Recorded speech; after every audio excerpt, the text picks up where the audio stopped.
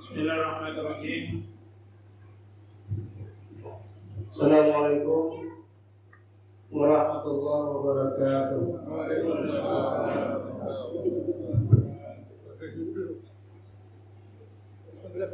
Innal hamdalillah nahmaduhu wa nasta'inuhu wa nastaghfiruh wa na'udzu billahi min shururi anfusina wa sayyiati a'malina. May yahdihillahu fala mudilla lahu wa may yudlilhu fala hadiya lahu. Asyhadu an la ilaha illallah wahdahu la syarika lahu. Asyhadu anna Muhammadan abduhu wa rasuluhu la nabiyya ba'dahu. Segala kalimat puji dan syukur kepada Allah Subhanahu wa taala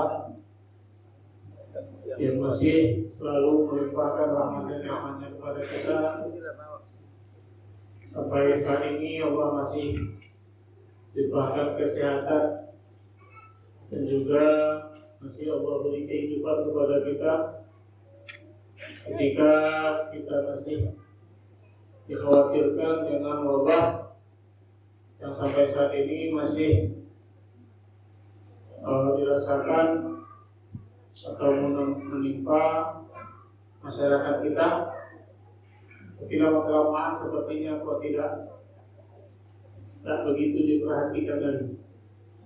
Tahun lalu kita tidak bisa memaksimalkan ibadah Ramadan karena di mana-mana masjid yang tidak melakukan salat berjamaah karena dicemaskan oleh wabah.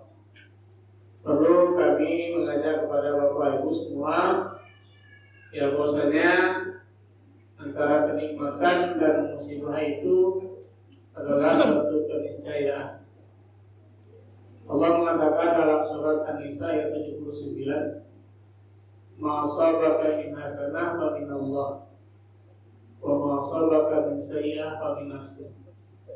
Semua kebaikan yang kita rasakan, kenikmatan yang kita rasakan, semuanya datang dari Allah. Dan musibah yang menimpa kita, yang menyusahkan kita, itu adalah karena kesalahan kita sendiri. Apa tujuan Allah mendatangkan musibah? Tak lain, Alladzi khalaqal mauta wal hayat liyabluwakum ayyukum ahsanu amala. Allah ciptakan, menjadikan kematian dan kehidupan. Allah uji kita dengan bermacam ujian. Tak lain dan bukan adalah untuk mengetahui mana di antara kita yang paling baik amalannya. Jadi ujian adalah untuk mengetahui siapa di antara kita yang berkualitas amalannya. Ya, orang yang kalau lemah imannya dapat musibah dia berputus asa. Nah, disitulah letak keyakinan seorang mukmin itu bahwasanya ujian yang Allah berikan adalah untuk menambah keimanan. Ya, walaupun kita memang tidak boleh mengatakan bahwasanya Allah tidak ada, kita kabur namanya ada. Ya, musibah wabah ini ada. Hanya saja kita tidak boleh takabur dengan musibah ini dan tidak perlu kita takut. Kenapa? Karena bagi Allah itu kalau seseorang itu akan berakhir kehidupannya atau berujung dengan maut, itu adalah takdir. Dan juga tidak sedikit orang yang sembuh dari wabah ini. Berarti menunjukkan bahwasanya kehendak Allah itu akan terjadi ya sesuai dengan apa yang sudah Allah gariskan. Sudah tertulis di Lauhul Mahfuznya Allah tentang kehidupan kita. Kapan kita akan mati? Wabah penyakit apa yang membuat kita bisa mati? Ya, ditegaskan oleh Allah dalam surat Al-A'raf ayat 36, ayat 34. Walikul ummatin ajal. Fa idza ja'a ajaluhum la yastakhiruna sa'atan wa la yastaqdimun. Tiap-tiap orang itu sudah ditentukan ajalnya. Ya, sudah ditentukan ajalnya. Maka bila datang ajal itu tak ada yang satupun yang kita bisa menunda barang sesaat atau mempercepat. Namun kita harus yakin, kullu nafsin dha'iqatul maut. Setiap yang bernyawa pasti akan mati, pasti akan meninggal. Tapi kematian ini Allah rahasiakan. Untuk apa? Untuk Allah mengukur amalan kita. Ya, untuk Allah tahu seberapa banyak amalan kita. Kalau orang tahu besok dia akan mati, pasti dia akan bergiat beribadah. Cuma yang Allah ingatkan kepada kita, wasyari'u ila maghfirah. Bersegeralah kepada ampunan Allah. Dan hendaklah setiap kita memperhatikan. Wal tanzur nafsu ma qaddamat liwat. Hendaklah setiap kita memperhatikan apa yang sudah kita persiapkan untuk hari esok. Ya, pasti setiap kita ingin merindukan mati yang husnul khatimah, mati yang baik, mati yang tanpa fitnah, mati yang tanpa meninggalkan kemudharatan. Ya, mati yang dicatat oleh Allah sebagai kemuliaan. Dan orang yang matinya husnul khatimah, pasti jannahnya Allah menunggu. Harus yakin itu. Ya. Mungkin tadi malam dibahas tentang kiamat. Bagaimana kita mengenal kiamat itu? Bagaimana kita mengimani kiamat itu? Ya. Waktu itu Bapak Ibu jemaat dirahmati Allah, kita hanya dalam di dunia ini adalah menjalankan, mentaati syariat Allah, menjalankan perintahnya dan menjauhi larangannya. Ya, tentunya yang tidak boleh kita abaikan adalah selalu meningkatkan kafa'ah keislaman kita. Karena ibadah tanpa ilmu dia tidak ada apa-apanya. Ya, ibadah tanpa dilatar belakangi dengan ilmu yang berkaitan dengan ibadah itu, maka bisa saja ibadah itu jadi sia-sia. Atau mungkin ada banyak bid'ah di dalam ibadah kita itu kalau kita tidak banyak membaca. Bapak Ibu jemaat dirahmati Allah, kemudian kita lalu bersalawat kepada Rasulullah SAW. Allahumma shalli ala Muhammad wa ala ali Muhammad. Ya, Rasulullah yang telah menuntut kita di jalan yang lurus, menjelaskan yang hak dan yang batil kepada kita, dan tentunya beliau mengatakan jaminan akan keselamatan hidup kita dunia akhirat bila kita berpegang kepada Al-Quran dan Sunnah. Bapak Ibu jemaat dirahmati Allah, pada kesempatan malam ini tema mimbar Ramadan adalah tentang salat dan keutamaan. Kita tahu Bapak Ibu, di dalam firman Allah surat Al-Ankabut, ya banyak ayat ya, banyak ayat Al-Quran yang menyebutkan atau menjelaskan tentang salat. Salah satunya yang sering kita dengar surah Al-Ankabut ayat 45. Inna sholata tanha 'anil fahsya wal munkar. Ya, sesungguhnya salat mencegah perbuatan keji dan munkar. Bapak Ibu jangan dirahmati Allah, perkara salat adalah perkara ibadah yang utama dalam kehidupan seorang muslim. Kenapa? Dari seluruh ibadah atau dari seluruh amalan yang diperintahkan oleh Allah kepada kita, hanya ibadah sholatlah yang dijemput langsung oleh Rasulullah. Sementara ibadah yang lain seperti puasa, zakat, haji itu melalui wahyu Allah. Jadi Bapak Ibu jemaat dirahmati Allah, kalau kita bawa kepada kehidupan kita saat ini, ya banyak salat ini sepertinya ibadah yang tidak diperhatikan secara sungguh-sungguh oleh orang yang melaksanakan. Bahkan Allah mengatakan di dalam Al-Quran surat Maryam ayat yang ke-59, "Fakhalafa min ba'dihim khalfun adaa'u sholata wa tabau syahawat fasawfa yalqawna ghayya." Kata Allah, akan datang suatu generasi pengganti yang memiliki sifat yang buruk.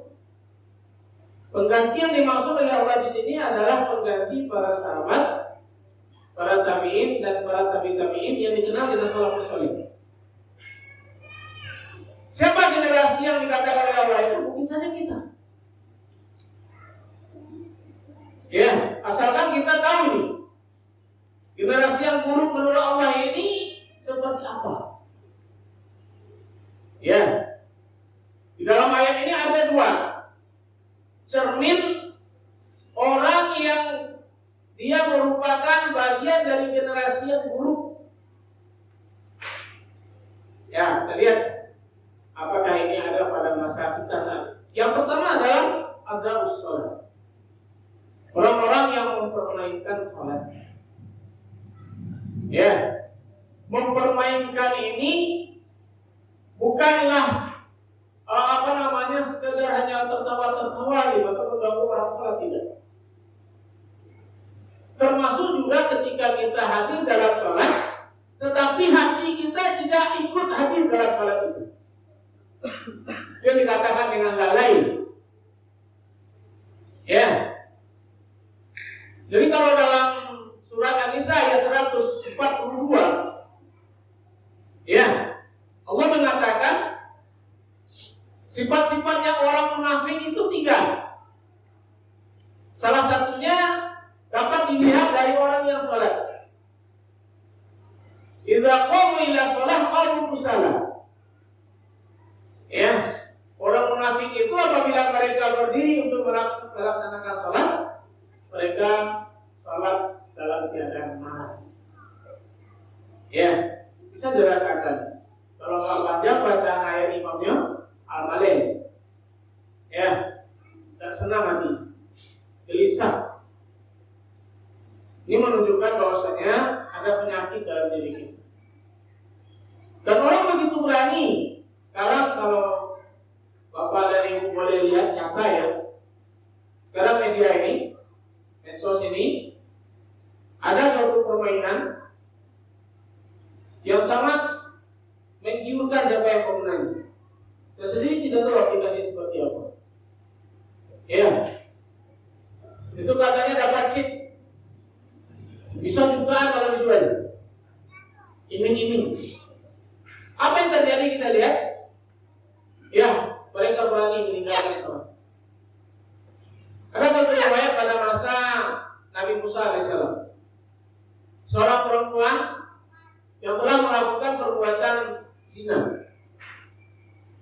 Lalu kemudian si perempuan ini dalam beberapa bulan setelah itu ada tanda-tanda bahwasanya dia hamil.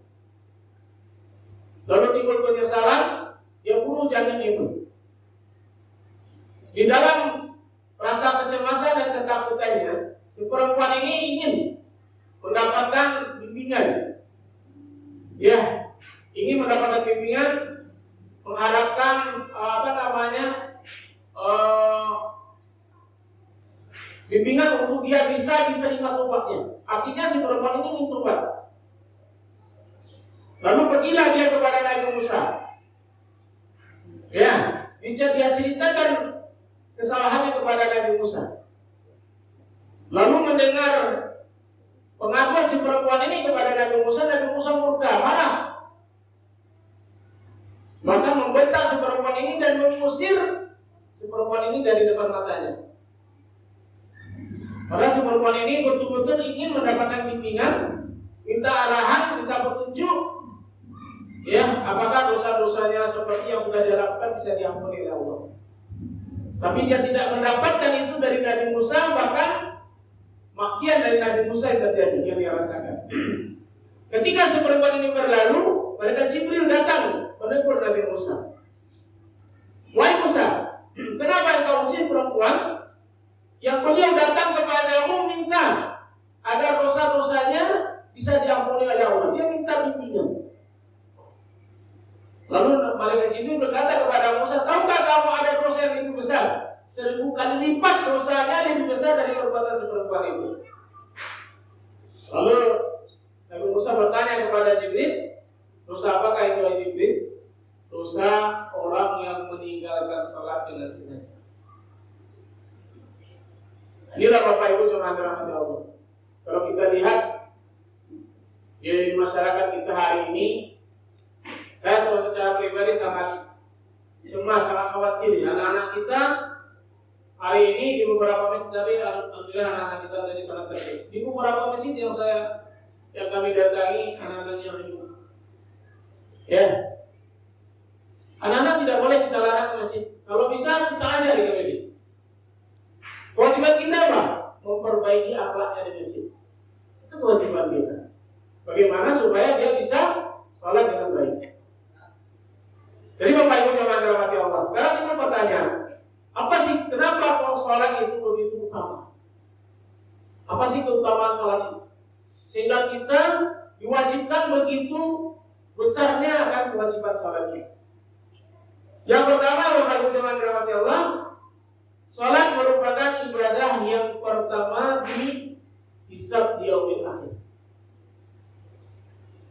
Kata Rasulullah dalam sebuah hadis, awwalu ma yuhasabu bihi al-'abdu yaumil qiyamati shalah.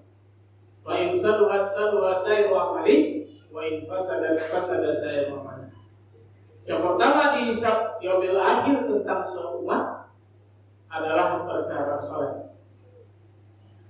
Jadi Bapak Ibu jemaah dirahmati Allah, salat itulah yang pertama menentukan kita ini selamat dari hisab Allah.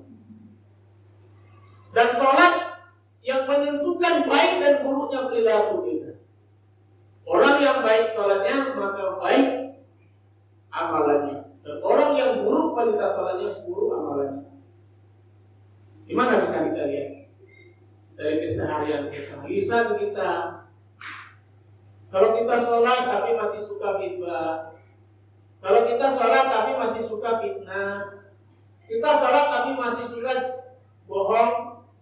Ya berdusta, ya berarti ada yang salah dengan salat kita. Ya, ada yang salah dengan salat kita. Orang kalau dia sudah betul salatnya, dia menikmati akan ibadah salatnya. Salatnya itu akan menjadi hijab bagi dirinya untuk tidak melakukan suatu kesalahan. Dia akan dibantu, akan dibimbing langsung oleh Allah. Ya, ini janji Allah. Siapa yang menolong agama Allah, Allah tolong dia. Salah satu bentuk pertolongan Allah adalah Allah jauhkan kita dari perilaku, perbuatan, dan ucapan-ucapan yang salah. Yang pertama Bapak Ibu jemaah. Jadi kita di rumah pun akan merasa nikmat, kita akan merasa nyaman, kita menyuruh anak-anak kita untuk melakukan sesuatu kalau mereka sudah bagus sholat. Kadang-kadang kita tidak pernah contoh ibaratnya lah, mana kita lebih takut anak kita dibakar tubuhnya dari rumah kita yang dibakar. Sebab kalau rumah kita terbakar, kita paksa anak kita untuk bangun, kita tarik malah supaya tidak mati. Tapi ketika datang perintah sholat kepada anak kita sudah wajib melakukan, kita biarkan dia tidur dengan nyenyaknya. Ya, kasihan gitu. Ya, bahkan pengantin baru pun banyak yang melakukan penyimpangan seperti ini. Nah, kalau sekarang kita bersyukur ya dengan COVID ini, pesta pernikahannya sampai jam 6 sore. Kalau ada masih malam sampai jam 8. Kalau dulu sampai jam 10, jam 12-an. Akhirnya apa? Pengantin baru tidurnya kesiangan. Bahkan tidak mengerjakan sholat. Duduk ke pelaminan jam 11:30 balik. Ya. Jam 12 sudah masuk waktu zuhur. Jam 12:15 sudah masuk waktu zuhur. Apakah pengantin akan buka suntingnya? Tidak akan mungkin. Ya. Asar. Kamu lagi banyak-banyaknya, sedang ramai, tidak mungkin ini. Nah, akhirnya nanti berbuat waktu maghrib untuk bersih-bersih untuk pelaminan malam. Nah, 3 bulan maghrib. Nanti pelaminan sampai jam 10 sampai jam 11. Gak kecapean tidur. Tertidur sampai subuh pun terlewatkan. Bangun jam 9, jam 10 pengantin baru. 5 waktu salat saya semalam ditinggalkan. Mungkinkah itu akan tercapai keluarga sakinah mawaddah warahmah? Kalau ya urusan dengan Allah kita abaikan. Ya. Kewajiban kita untuk menyembah Allah kita abaikan. Nah, ini yang pertama. Jadi Bapak Ibu jemaah dirahmati Allah, baik buruknya perbuatan kita sangat bergantung dari kualitas ibadah sholat kita. Kemudian yang kedua, sholat itu tiang agama. As-salatu imadul din. Wa man aqama faqad aqama din wa man taraka faqad hadama din. Salat yang agama. Artinya apa? Salat itulah yang menunjukkan bahwasanya agama itu tegak. Ya, kita sangat prihatin ya, Ramadan tahun lalu sampai sekarang masih ada beberapa masjid yang menerapkan aturan physical distancing, jaga jarak. Coba kalau kita renungkan, kita pahami himbauan imam ketika sholat akan dilaksanakan. Subuh bakum fa'inna taswiyata subuh bimintama miswah. Sah rapat dan lurus, karena rapat dan lurus adalah syarat utama salat berjamaah. Jadi Bapak Ibu jemaah dirahmati Allah, kita berdoa saja. Semoga keputusan pemerintah yang diterima oleh MUI untuk menetapkan physical distancing dalam pelaksanaan salat, semoga itu ridho Allah. Ya, dirahmati Allah. Tapi kalau hanya berdasarkan hanya kepentingan sesaat, kepentingan pemerintah, kepentingan politik dan segala macam, maka ya mereka telah menzalimi ibadahnya umat Islam. Jadi Bapak Ibu jemaah dirahmati Allah, kita juga sangat ya prihatin sekali ya dengan agama kita hari ini. Orang begitu leluasa. Baru-baru ini coba tuh orang mengaku Nabi ke-26 ya, viral di YouTube, begitu lantang mengatakan Nabi kita seorang laki-laki yang biadab ya, luar biasa. Jadi Bapak Ibu jemaah dirahmati Allah, kenapa ini terjadi? Karena memang negara kita ini walaupun mayoritas Muslim, tapi orang yang betul-betul membela Islam di negeri ini bisa hitungan. Kalau agak tegas dia keras, dia membela Islam dipukul, diadili, dikarantina, apa namanya? Contoh seperti yang sekarang dialami oleh Habib Rizik Syihab, itu apa kesalahannya? Dicari-cari kesalahannya. Ya, kita bukan fanatik kepada Habib Rizik tidak. Tapi kita cinta dengan keberanian dia untuk membela kebenaran Islam. Itu yang harus kita dukung. Ya. Tapi apa yang sekarang terjadi terhadap dirinya? Dia didiskriminasi. Ya. Sementara kita lihat bagaimana pemerintah, kalau bukan karena segelintir umat Islam masih konsisten komitmen dalam menjalankan Islam, pemerintah ini sudah menghalalkan investasi minuman keras. Coba bayangkan, walaupun hanya katanya untuk 4 provinsi yang di situ mayoritas bukan Muslim, yang namanya negara kesatuan itu semuanya dari Sabang sampai Merauke yang diakui satu pemimpinnya atau satu presidennya, maka semuanya menanggung risiko dan akibat dari suatu keputusan. Ya, gimana kalau betul itu di Perpres itu disahkan? Ya, investasi minuman keras. Apa yang terjadi terhadap umat di negeri ini? Ya, kehancuran. Makanya kita salah kalau kita menilai memilih pemimpin itu hanya sekedar hukuman muamalah saja. Salah sekali. Kenapa? Karena memilih pemimpin itu menyangkut akidah. Kalaulah pemimpinnya seorang yang taat beragama, maka umatnya juga pasti akan senang dalam beribadah, akan terjaga ibadahnya. Ya, pernah nggak kita mendengar Brunei Darussalam itu masyarakatnya demo? Tak ada. Berapa kekayaannya Hasanah Bolkiah? Bukan di YouTube itu, kekayaan Hasanah Bolkiah itu kalau yang uang itu 400 triliun. Mobil mewahnya itu 70 unit mobil mewah. Tapi apakah rakyatnya cemburu? Apakah rakyatnya demo gara-gara penguasanya tidak adil? Ternyata tidak. Masyarakatnya sejahtera. Ini satu contoh masyarakat yang dikelola dengan nilai-nilai agama. Ya, sholat betul-betul ditegakkan. Jadi ketika orang sudah membela agama dalam ibadah sholatnya, maka rahmat Allah akan terbuka secara terus-menerus. Walau anna ahlal qura amanu wattaqau la fatahna alaihim barakat minas samai wal ardh.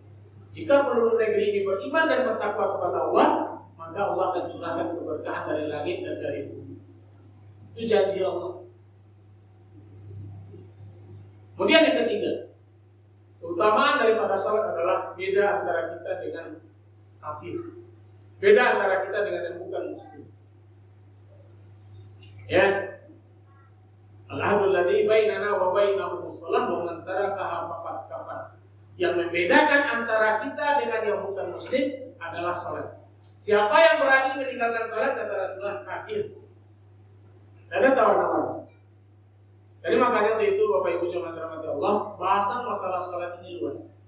Hanya saja apalagi yang harus kita pertanggungjawabkan. Kalau kita sudah rutin salat, kalau kita sudah terjaga ibadah salat kita, apa yang harus kita lakukan? Tingkatkan keilmuan kita tentang salat. Artinya apa?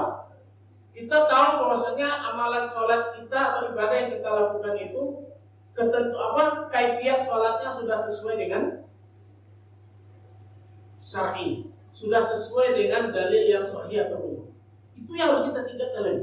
Dengan banyak kita membaca, kalau perlu kita hadirkan ya ustaz kita yang ahli fikih yang betul-betul dia paham dengan hadis tentang masalah ubudiyah ini. Jadi Bapak Ibu jemaah dirahmati Allah, inilah yang bisa kita jelaskan pada kesempatan ini karena waktu kita terbatas. Jadi intinya kami mengajak kepada Bapak Ibu semua, mari kita hidupkan rumah tangga kita terutama dengan ibadah salat. Jangan kita merasa miskin hanya gara-gara penghasilan suami kita tidak cukup sebulan. Tapi sementara kita tidak pernah merasa miskin kalau anak kita tidak bisa baca Al-Quran, bahkan tidak sholat. Karena kita merasa miskin. Kenapa? Karena kita mengukur nikmat Allah itu hanya dari harta.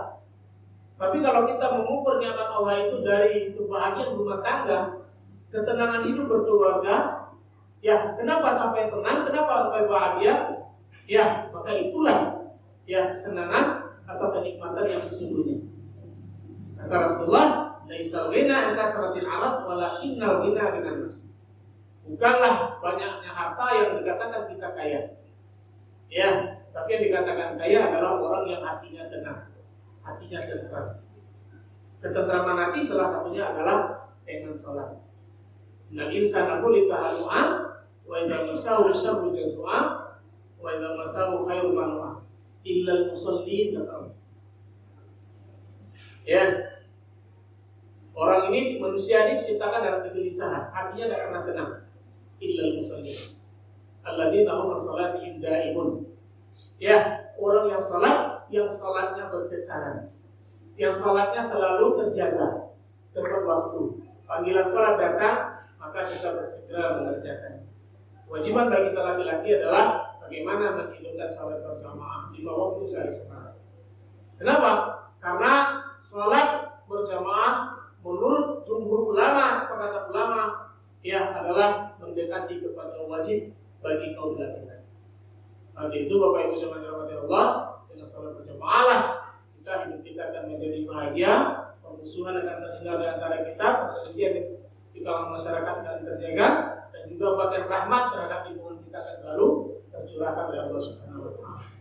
Demikian saja yang dapat kami sampaikan, semoga apa yang kita ingatkan ini menjadi penguat bagi kita bahwasanya ibadah salat adalah ibadah utama dalam kehidupan kita seorang muslim. Demikian saja, billahi taufiq wal hidayah. Assalamualaikum warahmatullahi wabarakatuh.